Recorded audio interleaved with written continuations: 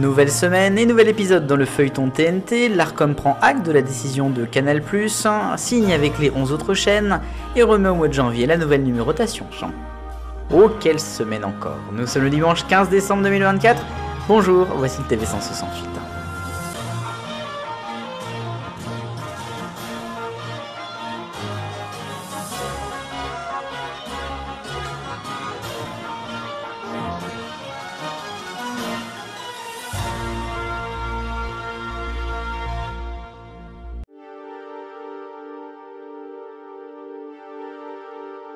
Le feuilleton TNT de nouveau à la une ce dimanche du TV 168 et pour faire un clin d'œil à ce qui se passe aujourd'hui en Corse, fumée blanche à l'Arcom cette semaine. On l'attendait mais ça y est c'est officiel, il y a donc 9 renouvellements et 2 nouveautés qui ont remporté l'appel à candidature de la TNT lancé en tout début d'année 2024. Alors pour ce qui est des nouveautés, je parle bien sûr de Réel TV mais il ne faut plus dire Réel TV, ce sera désormais CMI TV et puis OF TV bien sûr. La première sera lancée le 1er mars, CMI, et le 1er septembre pour OF. A noter que dans les renouvellements, on a bien évidemment LCI et Paris Première. Ces deux chaînes devraient vraisemblablement passer en HD grâce à un jeu de changement de multiplex. On aura là aussi l'occasion d'en reparler quand on aura toutes les informations en détail.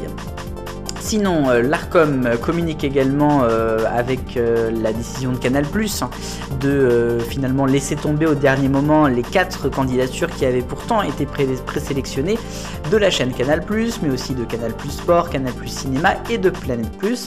L'Arcom prend acte, je cite, mais ne fera pas d'appel à candidature immédiat, et si c'était le cas, il y aurait de nouveau avant une étude d'impact, comme on avait pu voir en fin d'année dernière.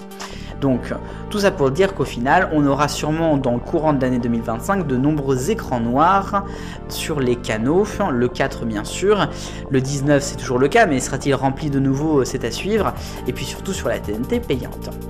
L'autre sujet brûlant de ce feuilleton TNT maintenant, ce sera la numérotation des chaînes restantes et des nouvelles, et puis aussi de celles qui vont partir.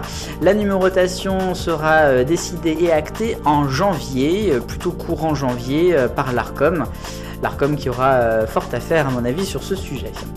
Sinon, pour revenir sur les perdants, donc Énergie 12 a déjà dit qu'ils vont faire un recours au Conseil d'État comme promis, et puis C8 de son côté laisse plutôt tomber, j'ai l'impression, malgré les 1 million de signatures de la pétition. A noter que Cyril Hanouna a annoncé que TPMP sera en direct jusqu'au 27 février, Best of le 28 et retour le 3 mars, mais où, on ne le sait pas encore.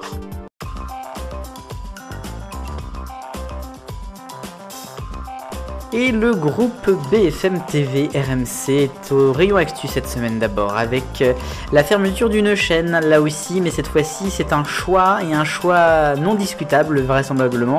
Il s'agit de BFM Paris Île-de-France qui fermera ses portes après 9 ans en 2025, vraisemblablement au printemps. Une chaîne qui regroupe actuellement 27 journalistes en CDI qui seront reclassés dans le groupe.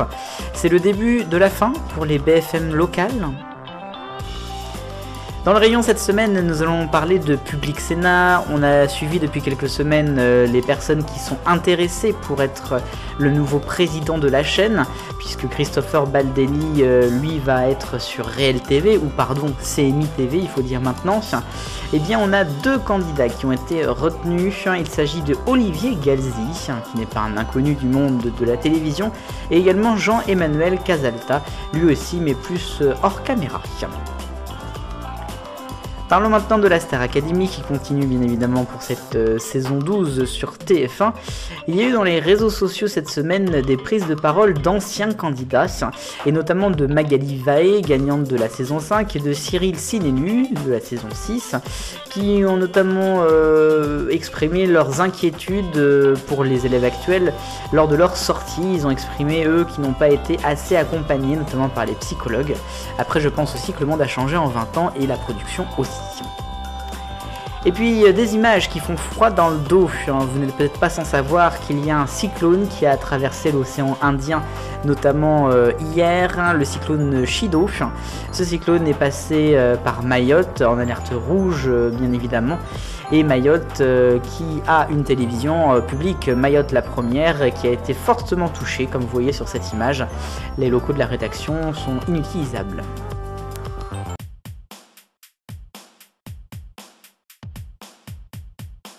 C'est un focus passion habillage et pour débuter on va s'intéresser à France Info qui depuis vendredi arbore des nouveaux habits. Alors ça peut être à la fois vu comme vraiment un nouvel habillage ou alors comme une évolution des précédents, c'est vous qui choisissez.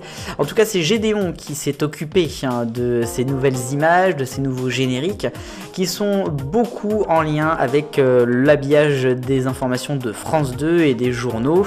Également par Gédéon.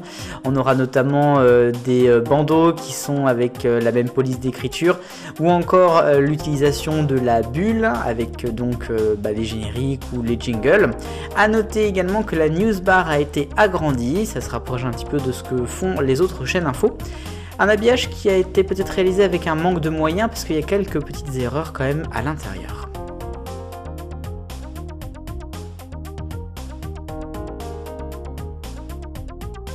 Un focus passion habillage qui se poursuit avec toujours France Télévisions et en particulier les jingle pubs. Vous avez peut-être remarqué qu'il y a un habillage de Noël commun cette année à toutes les chaînes de France Télévisions, enfin en particulier France 2, France 5 et un petit peu de France 3.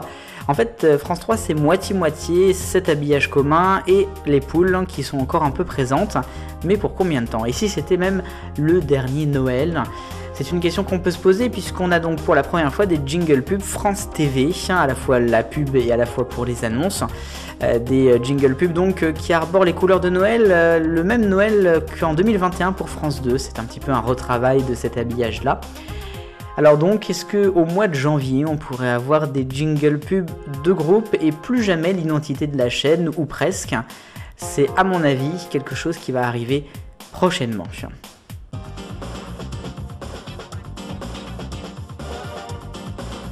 La question 168, alors quelle chaîne pour le Canal 4? En tout cas ce que je vous demandais dimanche dernier, puisque les choses évoluent très rapidement. Vous avez été en majorité à répondre France 4, 82%, suivi ensuite par une autre chaîne, après C Star et enfin France Info. La nouvelle question de la semaine, je viens d'en parler dans le Focus Passion Habillage, alors que pensez-vous des jingle pubs groupés de France Télévisions?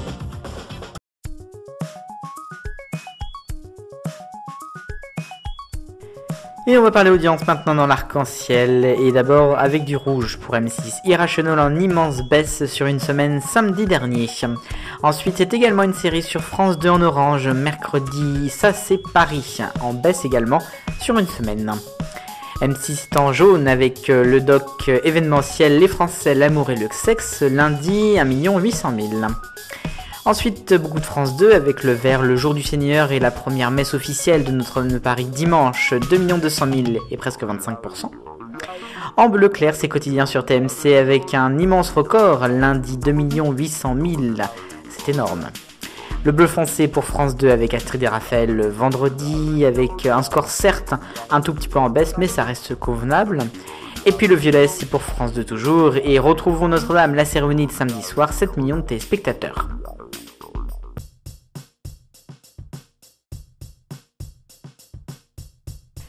Et enfin, il faut rendre à César ce qui appartient à César, le cinéma en deuil, c'est la fin d'une époque. Après 48 ans et presque 49 à l'antenne, c'est sans doute l'un des personnages les plus anciens de la 3ème chaîne.